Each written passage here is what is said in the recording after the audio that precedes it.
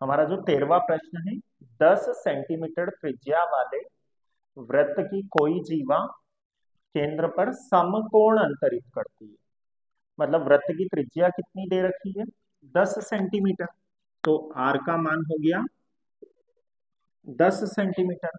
वृत्त बनाना है, एक वृत्त बना लेते हैं। अब इस वृत्त की क्या है? कोई जीवा है, तो एक जीवा बना लेता हूं मैं। ये वृत्त की त्रिज्या है 10 सेंटीमीटर। इसकी कोई जीवा है जो केंद्र पर समकोण अंतरित करती है। समकोण मतलब 90 डिग्री का कोण अंतरित करती है। तो ये जीवा केंद्र पर समकोण अंतरित करती है। ये जो कोण बन रहा है केंद्र पर, मान लो जीवा का नाम ए बी है, तो इसने केंद्र पर कितना कोण बनाया? 90 डिग्री का। अब हमें ज्ञात क्या करना है? समकोण अंतरित करती है संगत लघु वृत्त खंड का क्षेत्रफल ज्ञात करो। यहां त्रिज्य खंड का क्षेत्रफल नहीं पूछा, हमसे क्या पूछा? लघु वृत्त खंड का क्षेत्रफल, मतलब जीवा के नीचे नीचे वाला क्षेत्रफल। अब हमारे पास दो सूत्र हैं इसको ज्ञात करने के लिए। या तो हम पहले पूरा सेक्टर, पूरा त्रिज्य खंड ए ओ बी निकाल लें और उसमें से ये समकोण त्रिभुज के क्षेत्रफल को घटा देंगे। वृत्तखंड का क्षेत्रफल क्या होता है? त्रिज्य खंड का क्षेत्रफल माइनस संगत त्रिभुज का क्षेत्रफल। या फिर हम वृत्तखंड के क्षेत्रफल का एक और सूत्र लगा सकते हैं। यहाँ पे कोण थीटा 90 डिग्री है, तो वृत्तखंड या लघु वृत्तखंड के क्षेत्रफल का सूत्र क्या होता है? लघु वृत्तखंड का क्षेत्रफल बराबर थीटा बटे 360 गुणा पाई माइनस साइन थीटा बटा 2 गुणा आर स्क्वायर। ये सूत्र लगा सकते हो। इस सूत्र से एक बार में डायरेक्ट ये मान आ जाएगा। या फिर हमें पहले त्रिज्य खंड का क्षेत्रफल निकालना पड़ता और फिर त्रिभुज का क्षेत्रफल माइनस करते। मैं डायरेक्ट इस सूत्र में मान रख रहा हूं। मेरे पास थीटा का मान कितना दे रखा है? 90 डिग्री।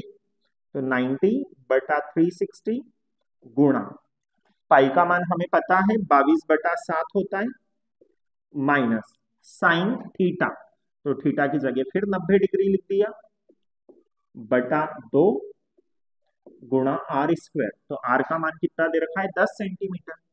तो आर लिख दिया 10। अब ये शून्य से शून्य तो कट गई और 9 से 36 को भी काट देते हैं। तो 9 एकम 9, 9 चौक 36। तो यहाँ बच रहा है 1 बटा 4 गुणा 22 बटा 7। इसमें से 90 से 360 को काट दिया, माइनस साइन 90 का मान क्या होता है? 1।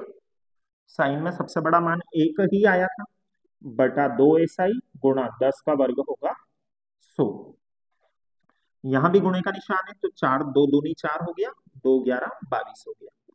तो ऊपर बन गया 11 एकम 11 बटे 7 दूनी 14 माइनस 1 बटा 2 गुणा 100।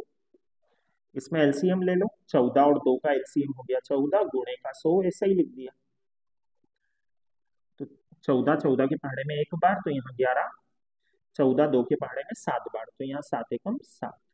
11 में से 7 गया तो फिर 4 बटा 14 गुणा 100। फिर काट दिया, 2 सते 14, 2 दूनी 4। तो उत्तर आ गया 200 बटा 7 सेंटीमीटर वर्ग। सूत्र थोड़ा सा कठिन है याद रखने के लिए, बाकी उत्तर डायरेक्ट आ जाए, हमें दो बार हल नहीं करना पड़ेगा। त्रिज्या का मान 10 था, तो इधर 10 का वर्ग 100 बना। थीटा 90 था, तो साइन 90 हुआ, साइन 90 का मान 1 होता है। बस इसको हल करना।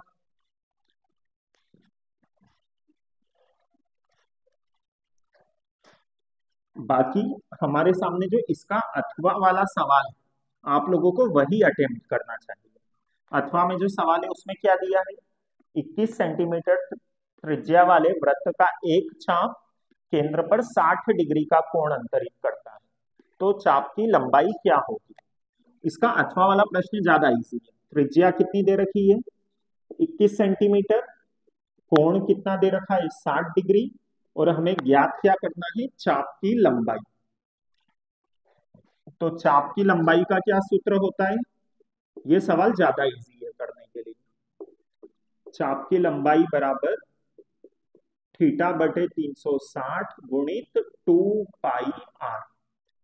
चाप की लंबाई को मैंने l से डिनोट कर दिया, थीटा रख दिया 60 बटे 360 गुणित 2 गुणा 22/7 गुणा r का मान 21। तो सबसे पहले तो इधर काट दो, 6 से 36 कटेगा तो 1/6। और देख लो 7 किसी को काट सकता है क्या? 7 21 को काट रहा है, 7 एकम 7, 7 तिया 21। तो उधर बचा गुणा 2 गुणा 22 गुणा 3।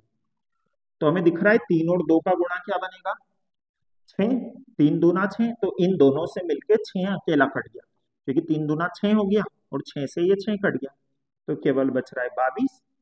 चाप की लंबाई पूछी है तो सेंटीमीटर, पिछले प्रश्न में क्षेत्रफल था तो सेंटीमीटर वर्ग लगाना था। तो यहाँ चाप की लंबाई कितनी आ गई हमारे पास? 22 सेंटीमीटर। ओके।